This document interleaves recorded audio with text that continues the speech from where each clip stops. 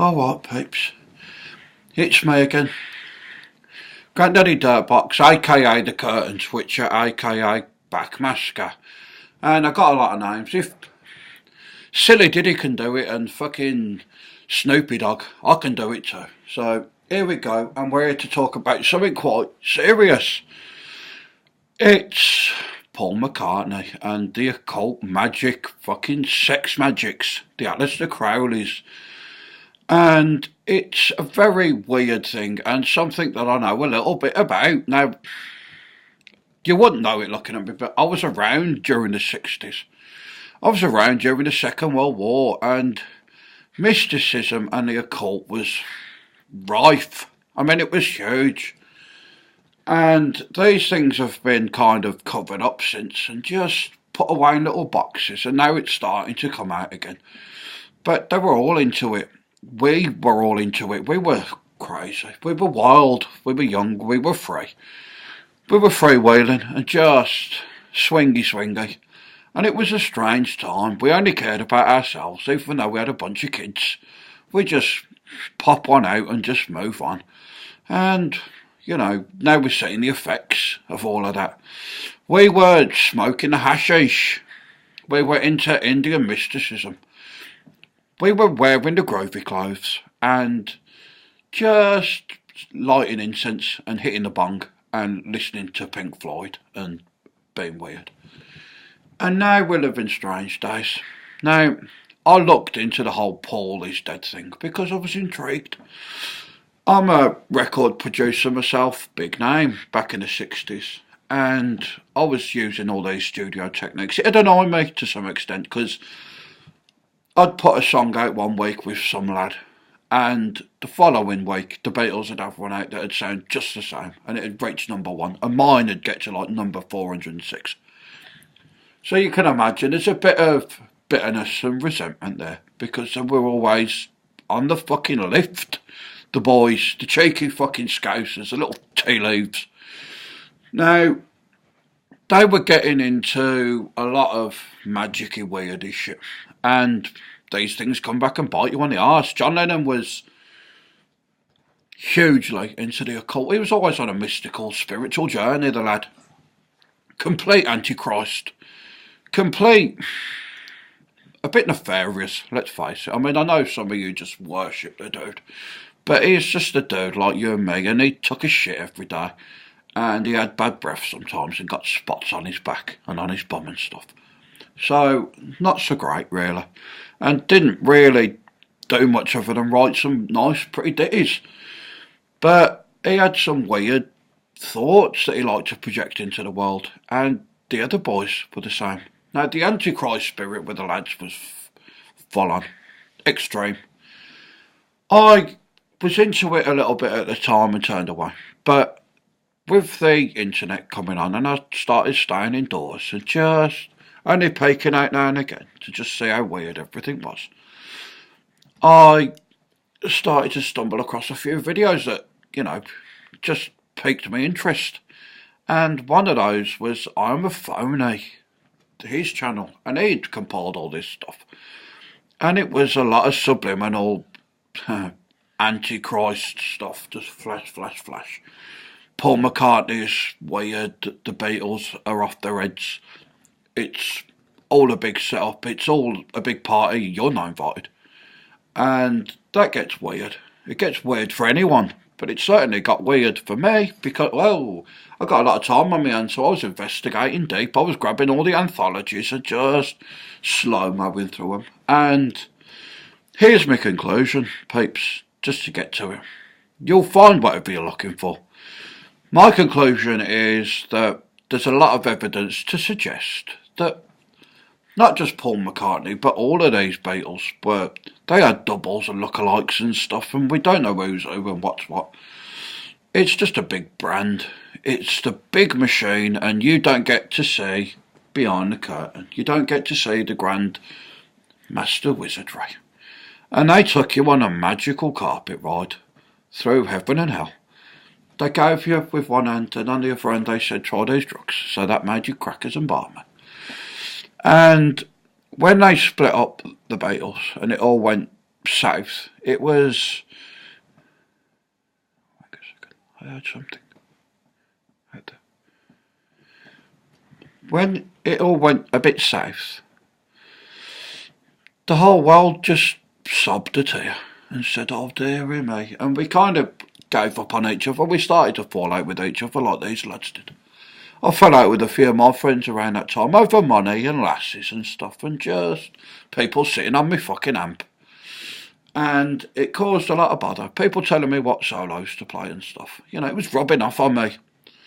And now I'm at the point, having seen all of this, that it's not fair, in all fairness, to take someone's whole life's work and just drag it through the mud and say he's an imposter and he didn't do it. He's full of shit.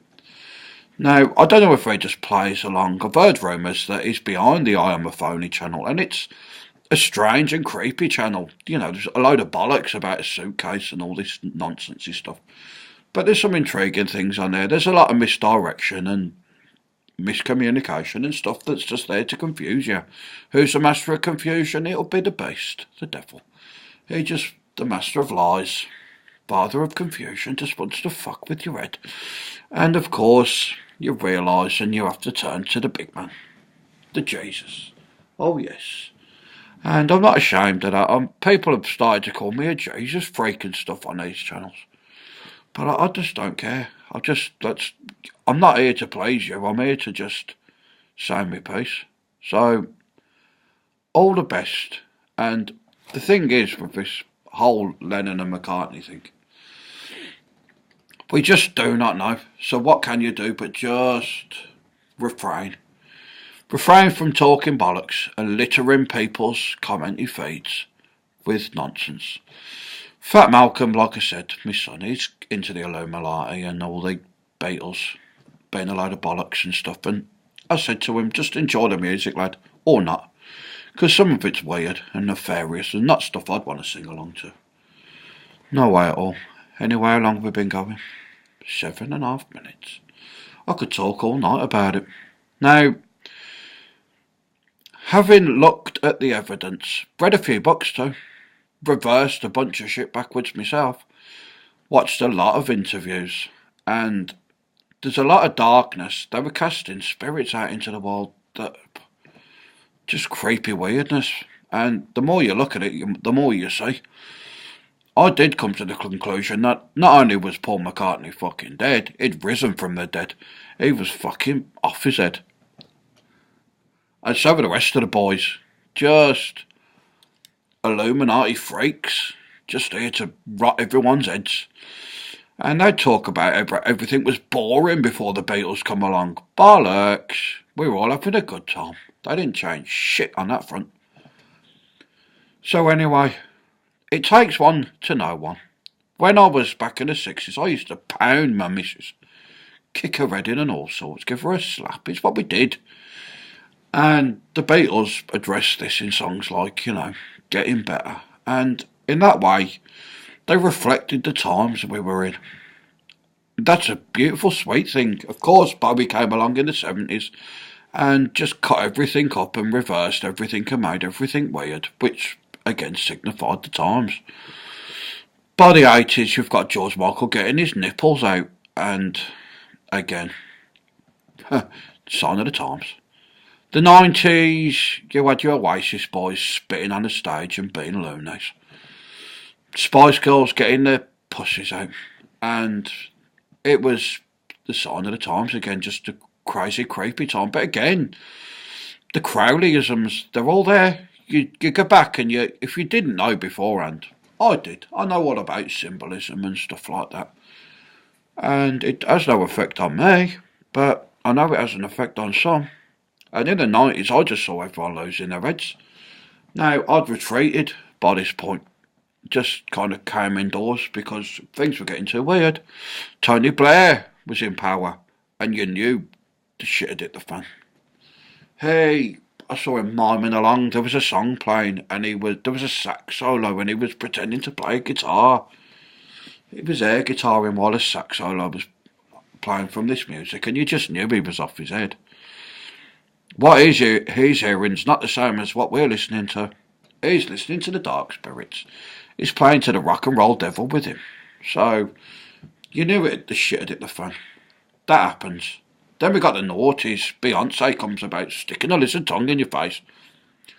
You've got Kanye just getting on stage and just being shameless, causing all sorts of grief. He butchered Bohemian Rhapsody at Glastonbury. Absolutely tortured that song. But again, get a listen to the lyrics to that song. It's the most moody fucking poody. It's the devil's anthem. It's creepy. But you'll sing along and you'll just invoke all those spirits. They'll just creep inside you and you just won't know any better, will you? You won't know why you're having a bad day. Not realising it's because you just sang along to Beelzebub's anthem. You know, you start singing those words about put a gun against someone's head and shot them dead. You're going to feel pretty grim. Especially when it starts playing round in your brain box. Anyway, I'm going to go. Me American piece is waiting for me. Over Malcolm have just... Oh, I don't want to say they've parted the ways, but they're not spending so much time with each other because I'm fucking into her. He's just taken to his bed. I heard him earlier just huffing the cocaine again and sipping through a straw his full fat pasteurised milk. Just the weirdness. I'll go and talk to him in a bit. I'll tuck him in. 48, the lad. Fucking div. Will he ever grow up? We don't know. We hope so. I mean, I'm not going to be here forever. I can't look after him forever, can I? What's he going to do? Poor critter creature. If his mum was still around, she'd beat him, like she used to. I'm too hot, he's bigger than me. Even though he's a rake thin fucker, he's tall as fuck. And he bony. When he gets you in a headlock, you're in trouble deep. It's not the muscles you have to worry about with these fuckers. It's the bones, the ribs and stuff. Their knuckles dig into you. And when he rubs the top of your head with his bone-thin knuckles, you don't half feel it. Anyway, I'm going to get going. I just thought I'd talk about this. Now, you know me. I used to go and do those videos back in the day where I'd take audio clips of your Lennons and your McCartneys and your Harrisons and I'd play them backwards and I'd slow them down and I'd pitch shift them and I'd go through them one by one, pull out all sorts of weird shit. Why? Because it's there if you want to find it. Personally, for me, I retreated from it. I said, too dark, too weird. And because of that, I'm in a better place. Now, that's not to say that I won't blast on the Octatrack, the sampling machine, the beast, and stick some stuff through it and just have a warp about.